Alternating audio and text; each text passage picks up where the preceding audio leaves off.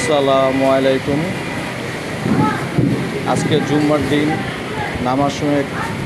নামাজ কালাম পড়ার পরে খাওয়া দাওয়ার পরে জোরে বৃষ্টি হচ্ছে।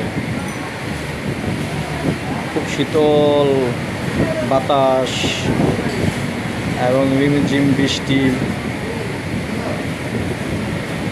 প্রাণটা জুড়ে গেল। গরমে মানুষ অতিষ্ঠ হয়ে গেছিল, একটু স্বস্তি পেল মানুষ। সবই আল্লাহ পাকের রহমত। আল্লাহ পাকের রহমত ছাড়া পৃথিবীর যেমন চলে না, মানুষও বাঁচতে পারে না। গাছপালা, নদী নালা সবই মুখমণ্ডল, সবই আল্লাহ পাকের রহমত। এই রহমত আছে বিধেই টিটা বেঁচে আছে।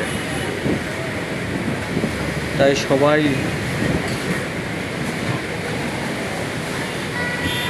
বৃষ্টি একটু উপভোগ করেন, মনটা জুড়ে যাবে, আনন্দ আসবে, স্বস্তি আসবে। আসসালামু আলাইকুম।